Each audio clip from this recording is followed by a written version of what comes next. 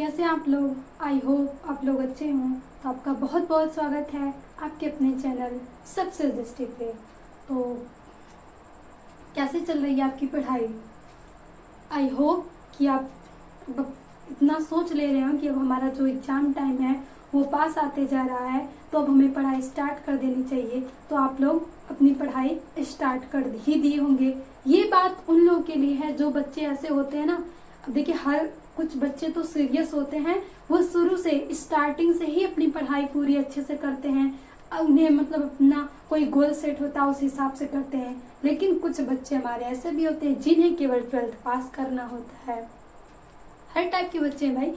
मान लीजिए उनका कुछ और ही हॉबीज हो, कुछ और भी गोल हो जिंदगी का, तो उसे हासिल करने के लिए लेकिन अपनी 12th की स्टडी भी करना चाहते हैं। क्योंकि मतलब होता है ना, 12th तक एजुकेटेड रहना अनिवार्य है मान लीजिए किसी के लिए भी।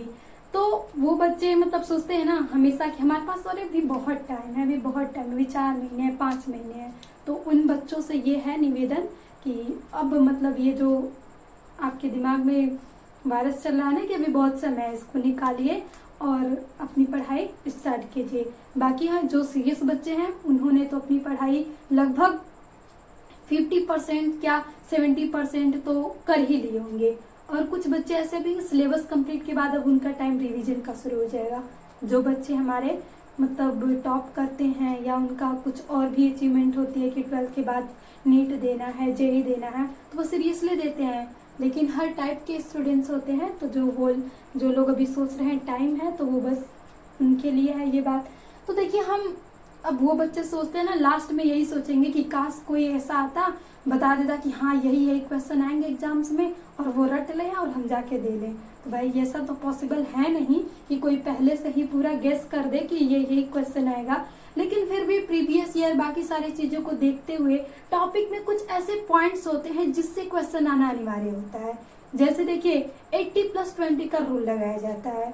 जो मतलब पहले तो हम पूरे सिलेबस को पढ़ते हैं, जो अच्छे से तरीके से पढ़ते हैं, लेकिन देखिए फिर जब लास्ट में हम रिवीजन करते हैं ना, तो कुछ 20% टॉपिक ऐसे होते हैं जिससे मतलब क्वेश्चन आना अनिवार्य होता है। वहां से जरूर क्वेश्चन आते हैं, नहीं एग्जैक्ट तो उसी बेस पे थोड़ा सा इधर उधर करके क्वेश्चन बनाए जाएंगे, लेकिन क्वेश्चन जरूर आते हैं। तो वही होता है हमारा 20% ऐसा सिलेबस जिसे हमने ढूंढना होता है जो हमारे एग्जाम के पॉइंट ऑफ व्यू से बहुत ही इंपॉर्टेंट हो। तो आज कुछ ऐसा ही हम केमिकल काइनेटिक्स जो हमारा चैप्टर है, तो उसे हम देखेंगे कि आखिर क्या क्या उसमें मेन टॉपिक है जो हमारा बोर्ड्स एग्जाम में पूछा जा सकता है। तो सबसे पहले इस चैप्टर में हम पढ़ते हैं क्या, अभिक्रिया का वेग पढ़ते हैं। देखिए, अभी हमने स्टार्टिंग से अगर आप पूरी केमिस्ट्री पढ़े तो सबसे पहले आप तत्व पढ़े, मतलब खोजे, मतलब परमाणु से पढ़े होंगे, तत्व तक गए होंगे, फिर तत्व कैसे रिएक्ट करते हैं, कैसे जुड़ते हैं, ये सारी चीजें आप लोग पढ़े होंगे। अब यहाँ पे हमें पढ़ना है ना कि कोई भी रासायनिक अभिक्रिया होती है तो वो क्या समय लगता है और किस हिसाब से होती है, क्या क्या कारक उसे प्रभावित करते हैं। तो वही कहलाता अभिक्रिया का वेग, क्योंकि कुछ वेग से ही तो होगा। तो आखिर हम अभिक्रिया का वेग किसे कहते हैं ये आ जाए तो हम देखिए, इसकी परिभाषा होती है कि एकांक समय में किसी भी अभिक्रिया की सांद्रता में हुए परिवर्तन को हम उस अभिक्रिया का मतलब अभिक्रिया का वेग कहते हैं उसे। अगर इसे हम इस फॉर्म में लिखे तो हम लिख सकते हैं अभिक्रिया का वेग इज इक्वल टू, यहाँ से हम dr/dt भी लिख सकते हैं। ये बहुत छोटा सा लिया गया है, तात्क्षणिक बोलते हैं इसे हम, नहीं तो यहाँ से हम वेग, जब हम औसत लिखते हैं औसत वेग, तो हम यहाँ से लिखते हैं ΔR/ΔT, और ये हमारा तात्क्षणिक वेग होता है।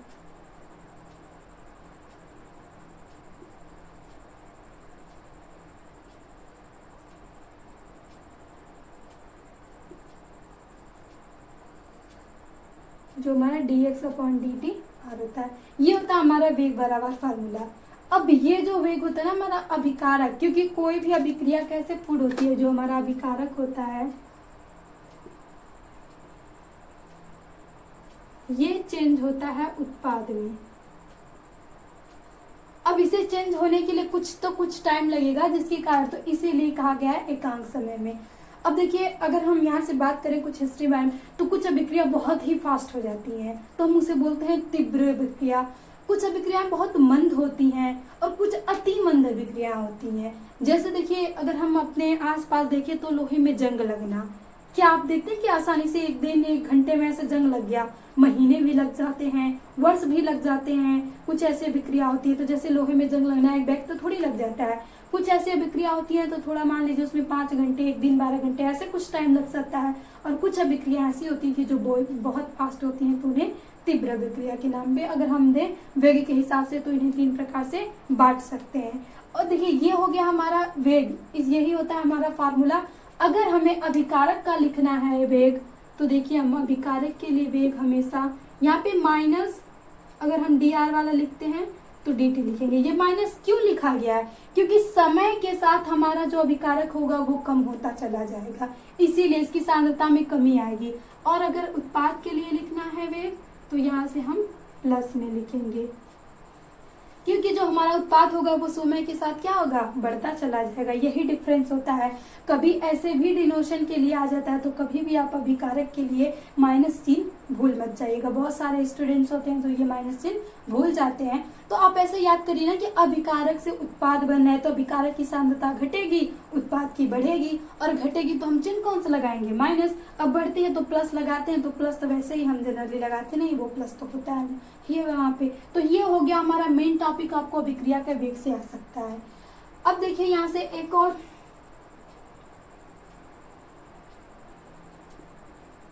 जो वेग है वो किस पे निर्भर करता है?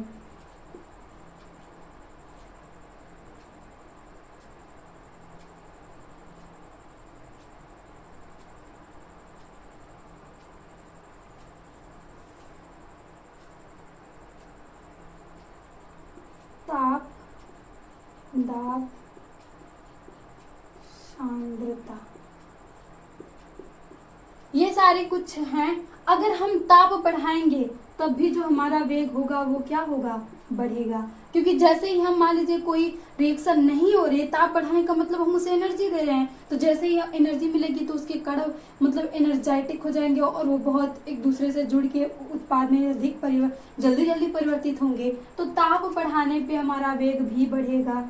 दाब बढ़ाएंगे, मान लीजिए कोई चीजें हम जैसे गैस को पहले हेनरी के नियम से पढ़े थे ना कि द्रव को गैस में घोलना हो तो हम दाब लगाते हैं, तो वो विलेयता क्या होती है, बढ़ती है। तो वहां से भी तो मान लीजिए हमें अगर किसी गैस को द्रव में रिएक्ट करवा रहे हैं, तो पहले तो वो अलग अलग था, तो अभिकारक था, लेकिन जैसे जैसे हम दाब बढ़ाते जाएंगे तो कुछ प्रोडक्ट उत्पाद के रूप में बनता जाएगा। तो हम जितना दाब लगाएंगे वो उतनी ज्यादा क्या होगा, बढ़ेगा। तो यहाँ से भी हमारा जो वेग होगा वो बढ़ता चला जाएगा। अब बात आती है सांद्रता की। अब मान लीजिए अगर हम सांद्रता अधिक रखेंगे, कण हमारे पास अधिक रहेंगे, तो उतना ही ज्यादा उत्पाद बनेगा, तो अभिक्रिया वेग का उतना ही तेज होगा। अगर हमारे पास कम रहेंगे तो अभिक्रिया का वेग भी क्या हो जाएगा, स्लो हो जाएगा। तो अगर हम सांद्रता बढ़ाते हैं तो हमारा वेग बढ़ेगा। ये होती है हमारी अभिक्रिया की वेग पे ताप, दाब और सांद्रता की निर्भरता। ये भी यहाँ से क्वेश्चन बहुत बार पूछा जा सकता है, तो आप ये याद रखिए कि जब भी हम बढ़ाएंगे तो ये बढ़ेंगे। ये है हमारा वेग से नियम। यहाँ एक आता है वेग स्थिरांक।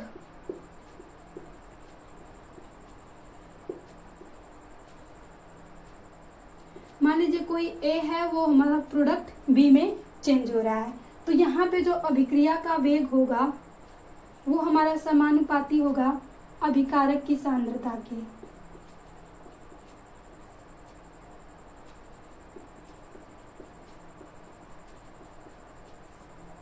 अब हम इस हटाते हैं समानुपाती को, तो यहाँ पे के लगा देते हैं, और मान लीजिए ये हमारा ए है, तो यहाँ पे हम इसे ए की सांद्रता को ऐसे लिख देते हैं। तो ये हमारा जो के है वही हमारा वेग स्थिरांक है। ये भी इंपॉर्टेंट होता है, इससे आगे हम अभिक्रिया की कोटि में बहुत ज्यादा हेल्प होती है। तो दूसरा मेन टॉपिक आज है अभिक्रिया की कोटि। तो आइए हम देखते हैं आखिर अभिक्रिया की order of reaction. Order of reaction. अब देखिए जो अभिक्रिया की कोटि है, हम सबसे पहले इसमें पढ़ते हैं शून्य कोटि की, दूसरा हम पढ़ेंगे प्रथम कोटि की, और जो हमारा तीसरा होगा वो द्वितीय कोटि की अभिक्रिया, यहाँ से हम nth भी पढ़ सकते हैं क्योंकि जो हमारे अभिक्रिया की कोटि है वो हमारी 0 से लेके मान लीजिए कोई 1 2 3 नंबर भी होगी यहाँ से, और प्लस ये भिन्न के रूप में भी, और ये प्लस भी हो सकती है माइनस भी हो सकती है और यहाँ पे शून्य भी हो सकती है। इसीलिए शून्य कोटि की, प्रथम कोटि की और द्वितीय कोटि की अभिक्रिया हम देखते हैं। इसमें मेन टॉपिक ये हो जाता है कि आखिर हम शून्य कोटि की अभिक्रिया किसे कहते हैं। तो शून्य कोटि की अभिक्रिया हमारी सांद्रता पे निर्भर नहीं करती है। यहाँ से अगर हम शून्य कोटि, यहाँ से देखिए के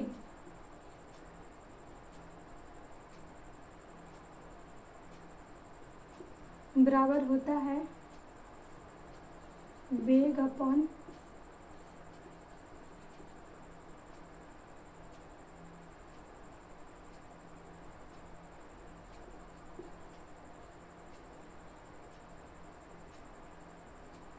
सांद्रता।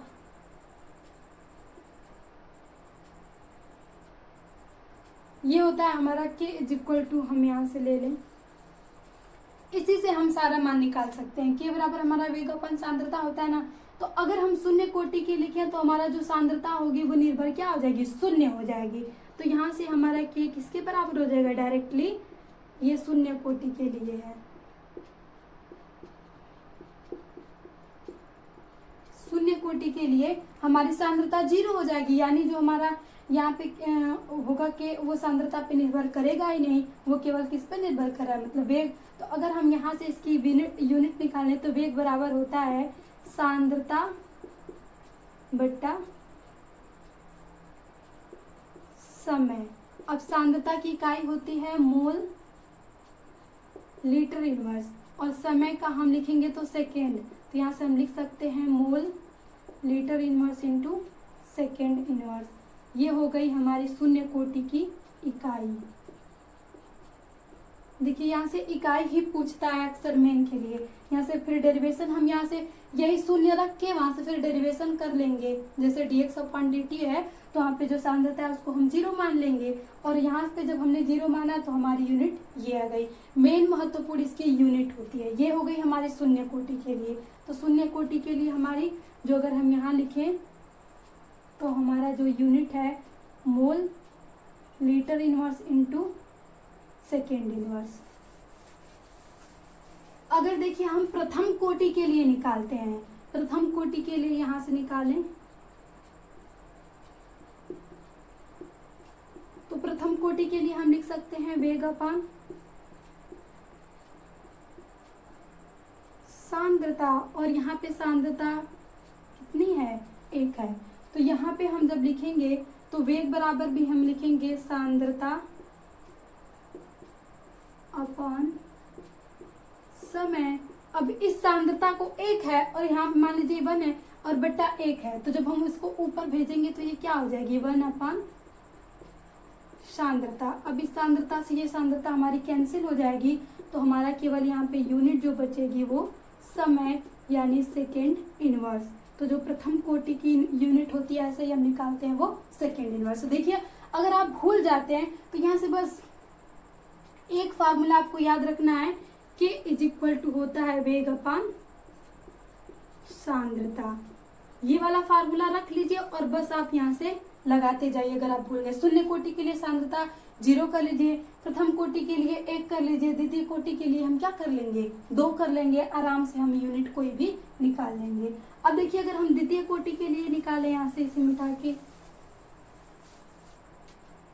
अगर हम द्वितीय कोटि इसके लिए निकालें तो यहाँ पे होगा वेग अपान सांद्रता, और सांद्रता यहाँ पे हमें कितनी रखनी होगी, 2। अब फिर हम फार्मूला लगाएंगे यहाँ से, तो हम लिखेंगे सांद्रता अपॉन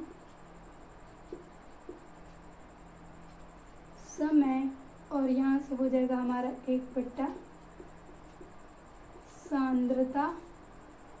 मान लीजिए 2 बार लिख लीजिए सांद्रता, क्योंकि हमने यहाँ पे स्क्वायर लिखा है। एक सांद्रता से एक सांद्रता हमारी क्या हो जाएगी, कट जाएगी, लेकिन नीचे एक सांद्रता हमारी अभी भी बची हुई है। तो हम ऊपर तो पूरा का अगर 1 बट्टे लिख लें तो यहाँ पे हम सेकेंड लिख सकते हैं, इसकी यूनिट हो गई। और नीचे सांद्रता की क्या हो जाएगी, मोल लीटर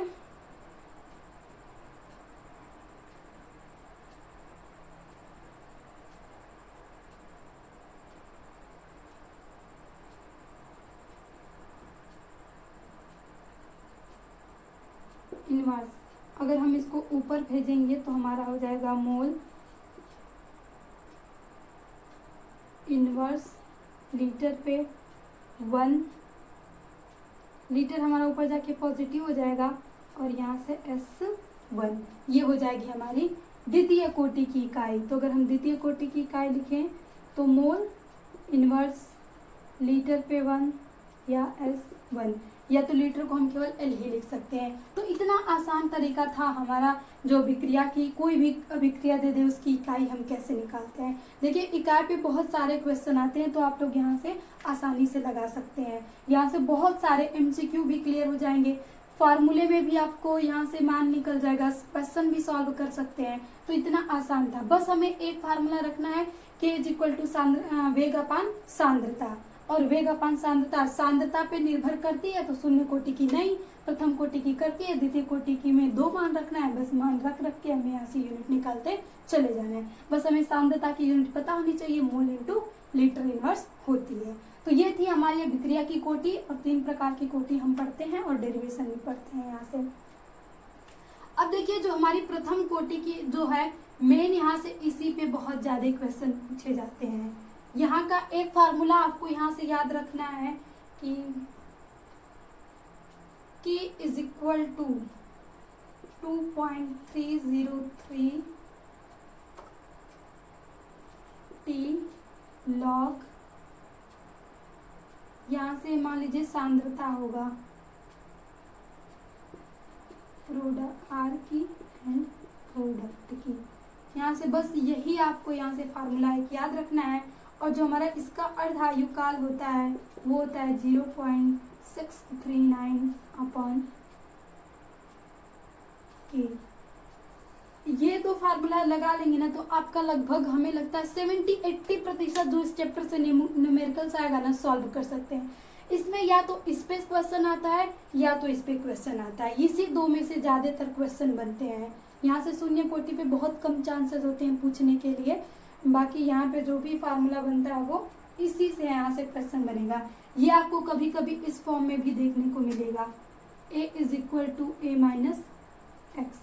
जो A है वो हमारी अभिकारक की सांद्रता है, तो जो हमारे प्रोडक्ट क्या होगा आगे A में से ही तो घट घट के बनेगा। तो यहीं पे अभिक्रिया ऐसे दे देगी कि मान लीजिए 5 मिनट में 50% पूर्ण हो गई है, तो वहां से K का मान क्या होगा, तो वहां पे हम 5 मिनट रख लेंगे। 50% पूर्ण है तो 100 में से ही तो ही है, यहाँ से हम घटा के इस पे फार्मूला लगा लेते हैं। तो ये जो 2 फार्मूला है बहुत ही ज्यादा इम्पोर्टेंट है इस चैप्टर का, और ये यूनिट आपको यहाँ से याद होनी चाहिए। ये है इम्पोर्टेंट MCQ के लिए, MC जो भी मल्टीपल चॉइस क्वेश्चन आते हैं उसके लिए। यहाँ से डेरिवेशन भी आते हैं, तो अगर आप लोग अगर कमेंट्स में बताइएगा अगर डेरिवेशन करना है तो एक एक का डेरिवेशन भी हम करवा देंगे। बाकी न्यूमेरिकल्स जो आते हैं वो यहीं से आते हैं।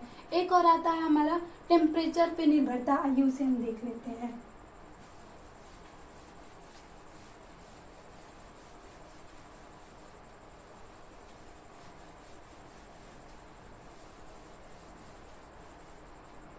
जो यहाँ से एक तीसरा मेन फार्मूला यहाँ से बनता है वो होता है K = AE/RT। यहाँ से ये आर्हीनियस स्थिरांक है, आर्हीनियस स्थिरांक। और जो हमारा E है ये हमारा सक्रिय ऊर्जा है,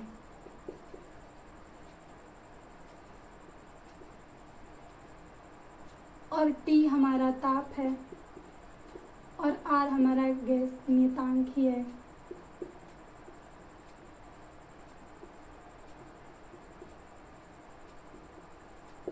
जिसका मान होता है 8.314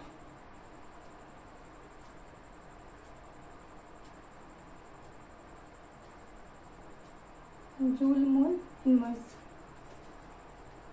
जूल केल्विन मोल इनवर्स, ये होता है हमारा इसका गैसीय नियतांक का मान। अब यहाँ से इस फार्मूले पे भी आपको बहुत सारे सवाल मिलेंगे एक्टिवेशन एनर्जी और आर और इसमें टी के फार्मूले में। इसका एक रूपांतरण और होता है कि जब हम यहाँ से लॉग ले लेते हैं तो एक फार्मूला और यहाँ से निकल के आता है कि मान लीजिए टेम्परेचर 2 दिया हो यहाँ से, तब हम यहाँ पे log K2 upon K1 is equal to minus ये अपॉन 2.303 आर, इधर से ये हट जाएगा, यहाँ से T2 minus T1 T2 T1।